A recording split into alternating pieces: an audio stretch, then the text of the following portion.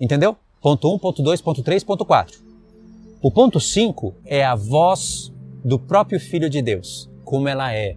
E o ponto 5 é na ressurreição. Uma coisa é a gente ouvir a voz do Filho de Deus pela boca dos anjos, ou pela boca dos profetas, ou no nosso interior. Mas você ouvir a voz da própria boca do Senhor, irmãos, é só na ressurreição. E Deus antecipou isso para Paulo. O apóstolo Paulo foi arrebatado até o terceiro céu e ouviu a voz da própria boca de Cristo, a própria timbre de voz, como ela é, e entendeu. Então, ouvir a voz da própria boca do Senhor, nós vamos ouvir. O João fala que nós vamos ver como ele é. Agora, o ponto 5 foi esse. O ponto 6 é a voz do próprio Pai. Não se engane, o Filho é um e o Pai é outro. Eles são um por causa do mesmo Espírito, mas você no trono, você vê um e vê outro.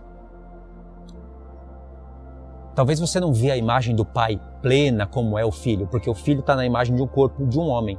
Ainda mais que agora ele é um homem glorificado.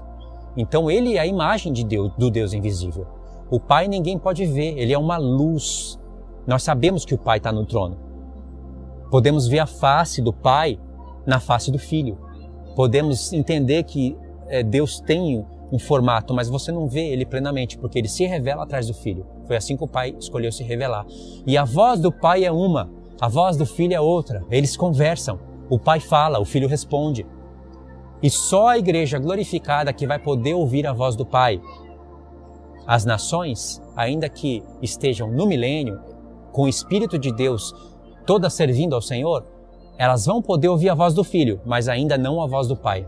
Esse é o mistério, porque a igreja vai ter acesso ao céu, porque a Nova Jerusalém vai estar no céu no milênio. Então nós vamos ter acesso ao céu. Vamos ouvir a voz do Filho e do Pai. As nações vão ouvir a voz do Filho porque o Filho vai reinar na terra. Por isso que separa o ponto 5 do 6. E o ponto 7. Isso é maravilhoso. Aqui eu coloquei no 7º, porque foi a ordem que eu estava montando o mapa e pensando. E realmente a voz de Deus está em toda a criação. E eu pontuei aqui 10 coisas. Os 7 arcanjos, os 4 querubins, os 4 serafins, os 24 anciãos. Todos os anjos, foram 5. Animais, vento, chuva, fogo e trovão. E não encontrei mais. Para mim aqui, eu pontuei tudo. Todos esses seres emitem sons. E você ouve a voz de Deus em tudo. Quando troveja, seu avô, sua mãe já falou para você, Deus está bravo. Isso não é uma besteira, está na palavra de Deus. Quando troveja, Deus está bravo. E reflete a voz de Deus. Não é a própria voz de Deus, mas é uma mensagem através do trovão. Na chuva, você escuta. Nas águas. Na chuva, você pode imaginar a chuva ou as águas no mar. Por isso que quando você chega diante do mar, você se conecta com Deus. Se você tiver a palavra de Deus, senão você vai se conectar com a mãe natureza, com essas coisas que o Satanás colocou no mundo. Mas você fica mais espiritual, você fica mais limpo. Aí nos animais, são seres viventes. Você pode escutar a voz de Deus no seu cachorro latindo, no jeito dele olhar para você, no seu gato, nos animais, você escuta. Se você estiver ligado com o Espírito Santo, Deus pode falar algo com você ali, através de uma chuva, através do fogo. Entendeu? Isso, você tem que estar ligado com Deus. Não é a voz de Deus, como nos pontos anteriores, mas é a voz de Deus na sua criação. Por isso que o diabo alterou o mundo. O apóstolo Paulo fala 2 vezes em Coríntios que toda a terra e toda a sua plenitude é do Senhor. E ele tirou isso lá dos Salmos, dos profetas. Mas olha só, você está no meio da cidade, tem avião, ainda está baixinho, passa helicóptero, passa caminhão, passa moto buzinando, passa carro. Na voz de Deus não está em nada disso. Isso te ofusca, isso te atrapalha. É a poluição sonora barrando a voz de Deus no ponto 7. Que na verdade seria o ponto 5, se estivesse corretamente colocado aqui. Então Satanás ele quer barrar a voz de Deus em todos os momentos.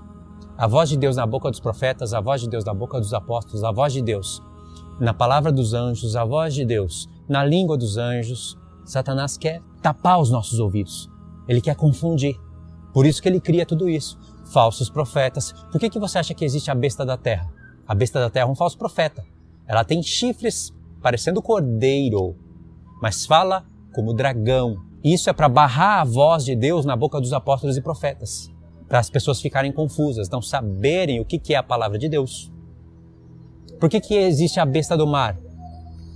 A besta do mar é para barrar a voz de Deus no ponto 7 aqui, para os homens ficarem intoxicados, infectados, porque a besta do mar, ela tem uma marca, né? A besta do mar, ela tem uma marca. A besta da terra que seduz os homens com sinais e prodígios para eles fazerem uma imagem para a besta do mar.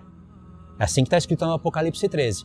E a besta do mar que vai ter uma imagem também tem uma marca.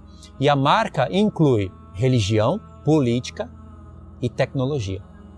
A marca da besta é isso. Religião, política e tecnologia. E essa é uma marca. Tem a imagem que representa a besta. E tudo isso é um sistema. Por isso que no Apocalipse 12 fala que Satanás é o sedutor do mundo inteiro. Tudo isso que foi criado, que o mundo faz a gente acreditar que é belo, mas não é.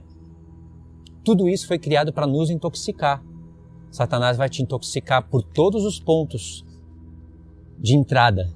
Vai te intoxicar pela boca, fazendo você comer e beber veneno. Vai te intoxicar pelo ouvido, com poluições sonoras de todos os tipos.